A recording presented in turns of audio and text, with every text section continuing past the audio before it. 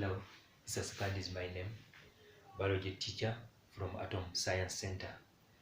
We want to look at the kidney today and its functioning, the functioning of the different parts of the kidney. So the mammalian kidney in particular is what we are going to look at. So here I have the kidney drawing, and here I have the nephron drawing. So looking at the kidney first, we are going to look at the detailed structure of this kidney, and in particular the best units, or the best functional units of this kidney, and that's the nephron, the functioning of the different parts of these two structures. So in mammals, like many other animals, many other vertebrates, the unit concerning excretion and filtration of blood in such animals is the kidney. So here we are with the mammalian kidney, and we want to look at the basic functioning of this kidney, the parts and each of their function. So according to my diagram here, from this side we have the abdominal aorta, and here I indicated inferior vena cava. So abdominal aorta is what branches into the renal artery, and then inferior vena cava is what branches into the renal vein. So blood from the abdominal aorta, that is from the abdominal region, from the liver and the associated organs around there, blood is delivered to the kidney via the abdominal aorta to the renal artery, which renal artery connects it to the kidney. So into the kidney, blood is distributed to the different parts of the kidney, that is in the different pyramids of the kidney. We in this inner part we have the pyramids. We do have the pelvis region, and then at the outer part we have the ureter. So the kidney is divided into two major parts. That is the outer portion, which is the cortex, and the inner portion, which is the medulla. The ureter is concerned with taking away the urine that has been formed from within the kidney. So in each of these pyramids, inside is where we find, in each of these compartments inside is where we find small tiny basic functional units, which we call the nephrons. These are close to 1 million of them in the entire kidney. So they are found, so many of them, associated with either the biggest portion in the cortex or the biggest portion in the medulla, and that gives us two types of such units. That is the juxtamedullary nephron, and then we have the cortical nephron, the cortical nephrons. So all vertebrates have these two types, but depending on the habitat and the mode of life of such a vertebrate,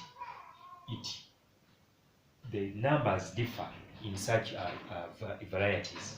So we do have cortical nephrons, being that they are shorter in size and they extend more in the cortex. So their renal corpuscle, that is the upper part, lies more in the cortex, and even they have a short loop of Henle. Then we do have the juxtamedullary nephrons. For them, they have a long loop of Henle, and then they extend more in the medulla region. Their renal corpuscle extends slightly in the cortex. So those nephrons, in such an illustration, can have a nephron that can be one, another one, another one, another one. So in each of these compartments, there are so many of such nephrons, so making up close to 1 million of them in the kidney. So if I enlarge one nephron, and then this is how it looks like if it's looked at in a magnified version. So this is my nephron when magnified. We have the afferent arteriole. This side I have the efferent arteriole. If afferent arteriole, of course, it connects to the renal artery, given that it brings in blood. Then the efferent arteriole connects to the renal vein later on to take away blood.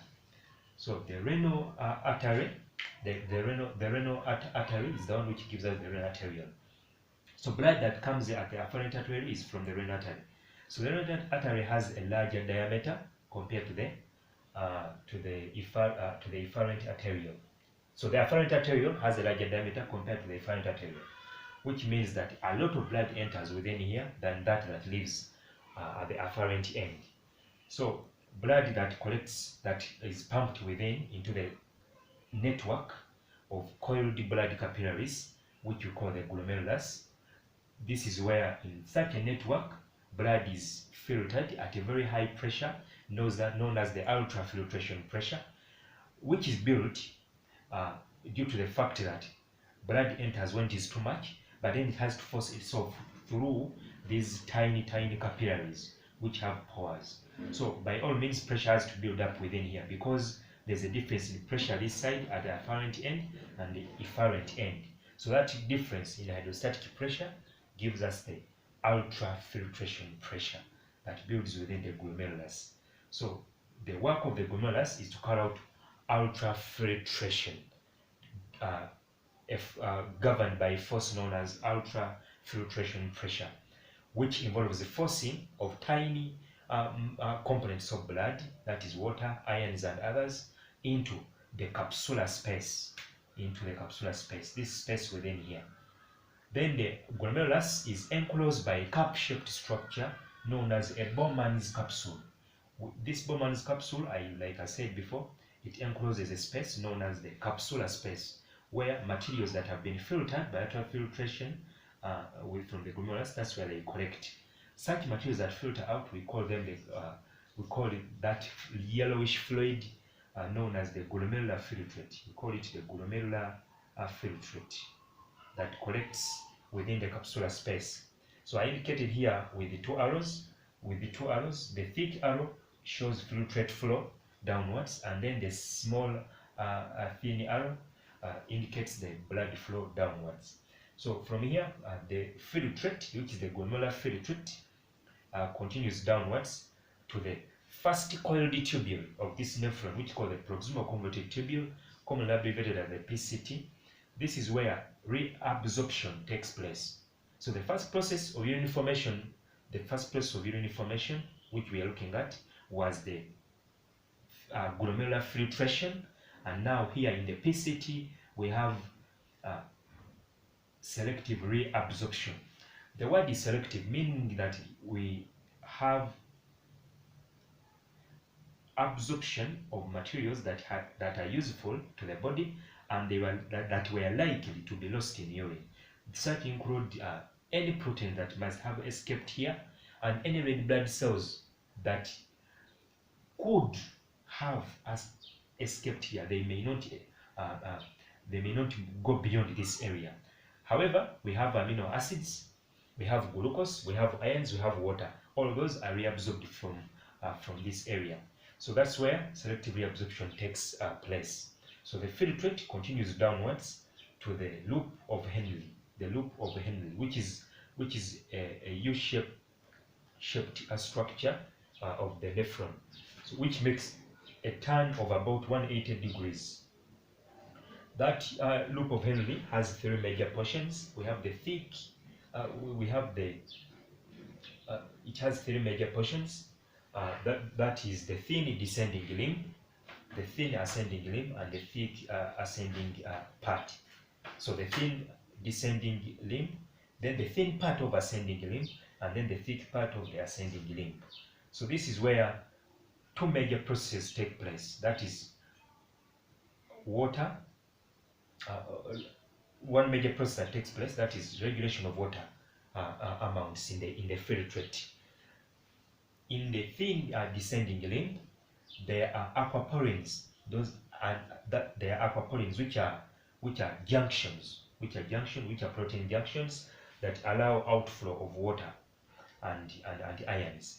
So this is where water outflow takes place through those protein channels, those loose junctions in the thin descending limb. So water outtake occurs within here. Why? Because the wall is water permeable. We proceed upwards at the thin part of the ascending limb, and then the thick part of the ascending limb.